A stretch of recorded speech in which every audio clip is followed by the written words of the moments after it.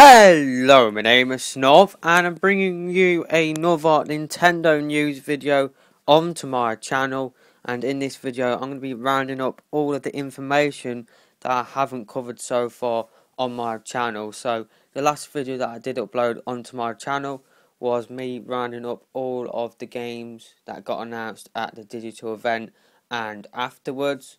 In this video, I'm going to be rounding up all of the information that got released after that. So from the Smash Brothers Roundtable onwards, so I'm going to be rounding up a lot of the stuff from the Treehouse live streams and some other stuff as well. So let's get right into the news. So a new character has been announced for Super Smash Bros. On the Wii U. It is Pacman. This got announced at a round table that Sableye hosted in front of the press. So it was a press conference. Nintendo did do a press conference this year after all. So Pacman has been announced for the Wii U version, and I think the 3DS version as well for Super Smash Bros.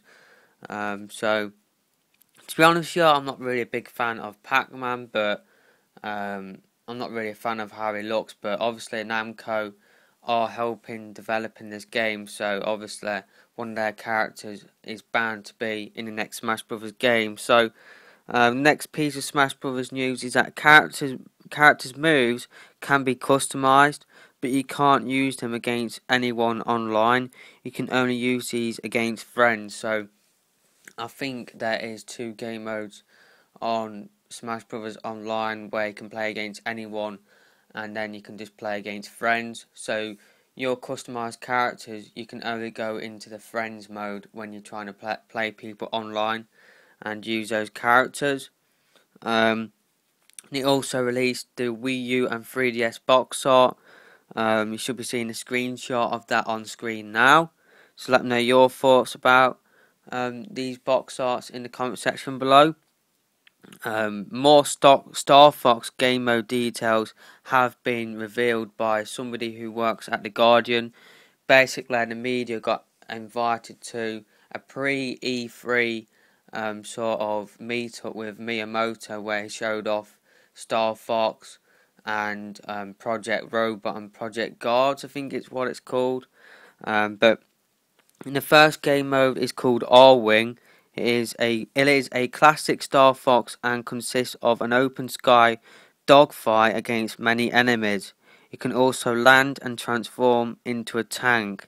The second mode is versus Wolf. It is similar but pits players against series rival Wolf O'Donnell, flying a similar ship to yours.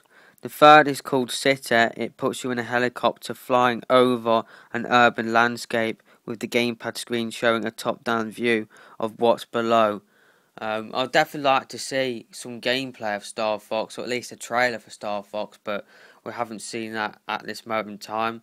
It could get shown off in the Treehouse live stream today, or it might get shown off in future Nintendo Directs. So next piece of news I have to cover is Bayonetta related. Bayonetta 2 will have online co-op. It will have an online cooperative multiplayer mode called Tag Climax, and will let 2 players team up together. Additionally, in online quick matches, you'll be able to wager Halos, which is Bayonetta's in-game currency, earned by defeating enemies. If you can prove that you're a better fighter than your partner, you will earn a large number of Halos back. Halos can then be traded in story mode to unlock new techniques, buy new accessories, and pick up alternate weapon variations. Next piece of news I have to cover is Bayonetta related. If you guys didn't know, Bayonetta 2 will be coming with the original Bayonetta game, which I'm really happy about. It's something which a lot of people asked for, and Nintendo delivered. So the original Bayonetta will run at 60 frames per second, features dual audio, and also has off-TV play. And it also showing off touchscreen controls for both Bayonetta and Bayonetta 2 in the Nintendo Treehouse live streams.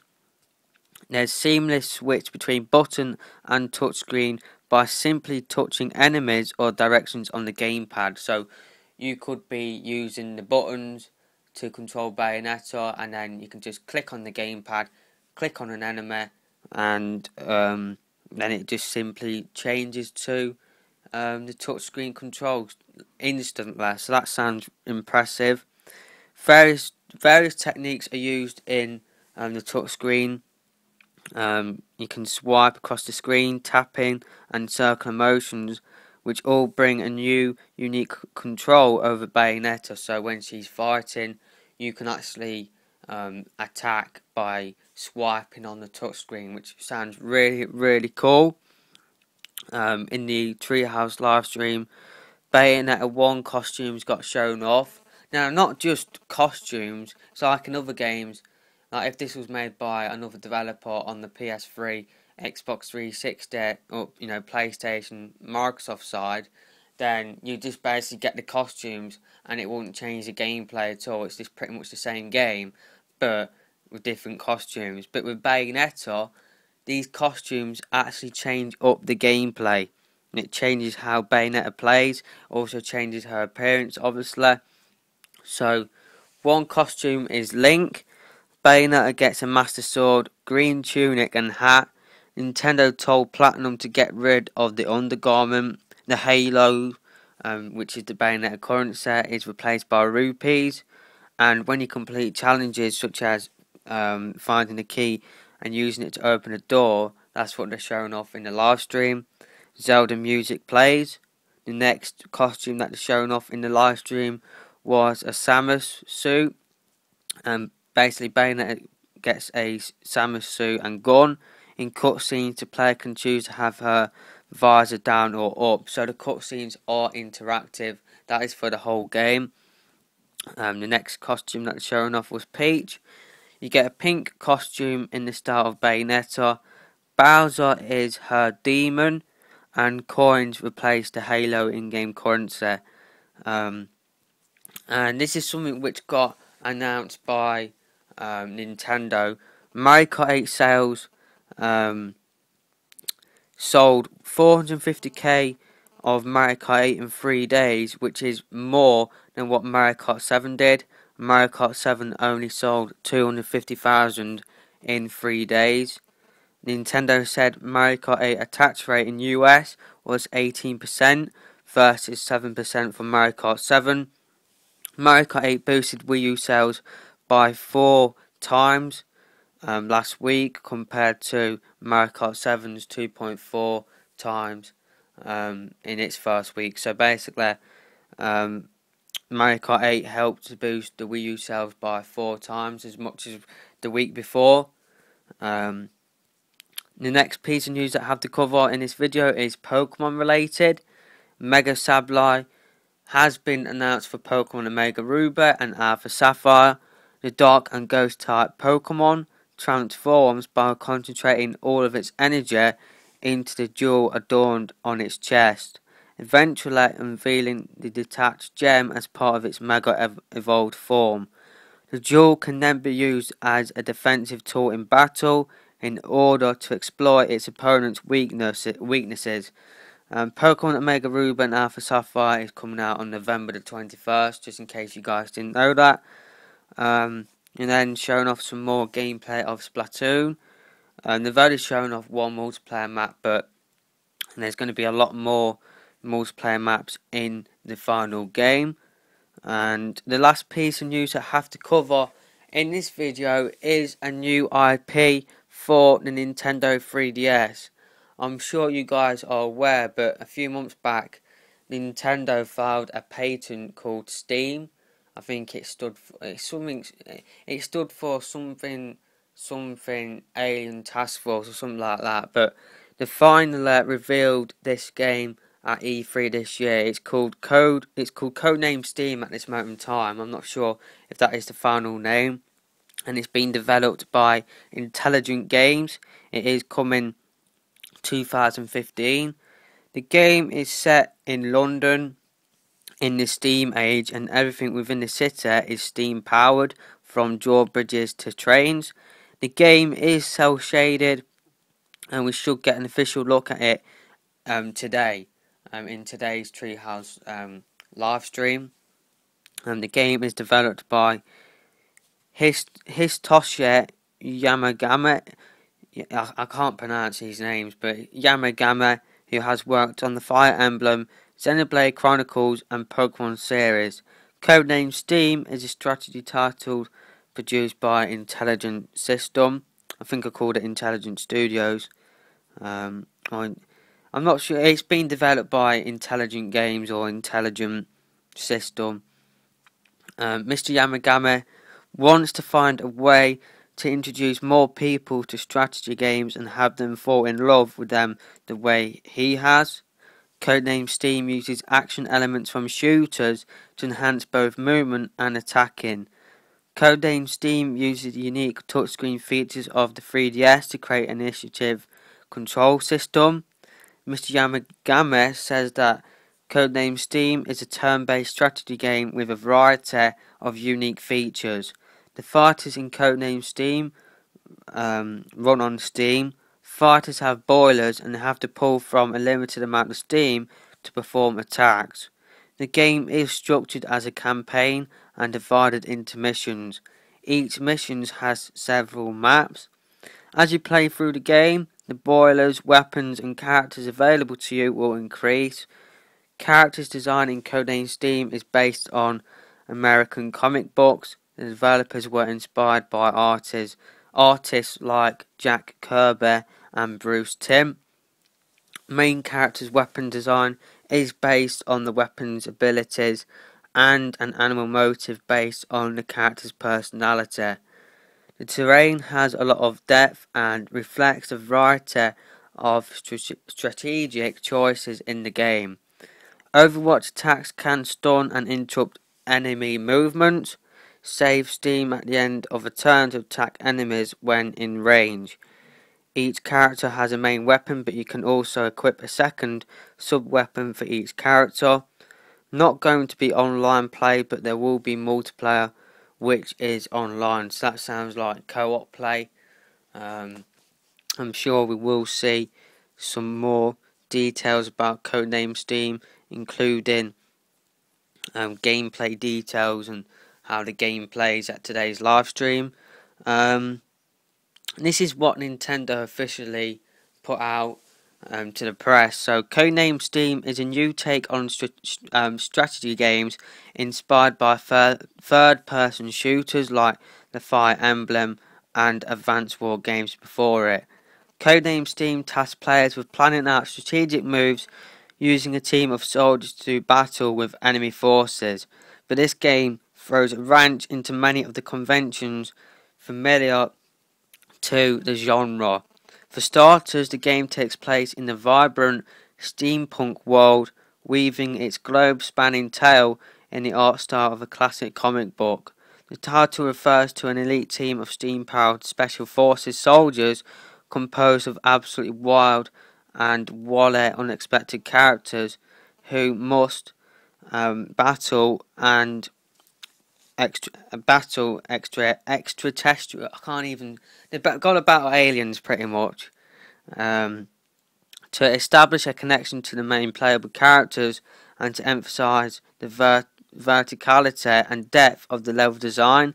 The perspective of Codename S.T.E.A.M uses a behind-the-shoulder perspective at the level of the player's squad. Players outflank and outshoot the enemy in a fully 3D battlefield with a customizable 4-member team. To defeat aliens, you have to take cover, set up ambushes, and unleash crossfires and counterattacks. For every move taken or action performed, a steam gauge is slowly depleted, forcing players to use strategy to achieve their objectives. Along the way, players will acquire new items and weapons that give them more strategic options and firepower. And the last thing that I have to cover in this video is that we've got some more details about Devil's Third. If you guys didn't know, this game got announced in an IGN live stream. It looks really cool. I'm looking forward to playing this game. So this is coming from a joystick interview with Itage. I can't even pronounce his name, but this is what he had to say. We developed the game up to an early playable version at THQ, but then there was the unfortunate end of that company. Then we went looking for partners and found Nintendo, who really supported my vision. I'm not really sure if it would have been possible 10 years ago, to be honest, but I've had a long relationship with Nintendo, going back to the Nintendo and Super Nintendo. Once I went independent, I definitely went over to Nintendo to say hello. There'll always be accidents on the battlefield. You have to find ways through those and adapt. The world has been through financial crisis in the past few years, yet have all found ways to continue on. One thing that's different from my previous company is my relationship to the people I'm working with. Previously, I wasn't necessarily responsible for hiring and taking care of everyone, but my position is different now, and I feel a lot of responsibility for my team. So that was just explaining how the game became a Wii U exclusive. When people play this game, I want them to think, what does it mean to live? I want them to think about life itself. What does it mean to be alive? What does someone believe in a world like this? We're all citizens in a very fragile world order, as if it's made of a glass that can be shattered at any moment. I'm not one to go looking for fights in back alleys. I prefer to find them in a big avenue. That's why I tried to pick the most major genre I could think of, the modern shooter. That's what led me to make Devil's Third. So the previous 2-3 paragraphs that I just read out was him explaining how Devil's Third became a Wii U exclusive and how they decided on the genre of Devil's Third. So Devil's Third takes place in an alternate United States. All electronics and satellites have been destroyed. The country is embroiled in a civil war with militaries vying to control territory. So basically the USA is in a civil war with different military groups trying to control the country pretty much. So yeah, that's pretty much what I have to cover in this video. I will be making a similar video tomorrow where I round up all of the news that drops today. The reason why I'll be making the video tomorrow and not today is because the Treehouse live streams go on when I'm sleeping, so I may as well just wait until tomorrow where I can cover all of the information that dropped instead of making 2 separate videos. I could just make one video that does exactly the same job. So that's what's going to be happening on my channel tomorrow. I'm also going to be doing another video where I talk about my thoughts about this year's E3. So I talk about my thoughts about Microsoft, Sony, Ubisoft and EA's conferences. And of course I'll also talk about Nintendo E3 this year. But that's what's going to be coming up on my channel tomorrow. Hope you guys enjoyed this video. And yeah, don't forget to subscribe to my channel for more Nintendo news videos like this one. So yeah, I'm out of here for now. Goodbye.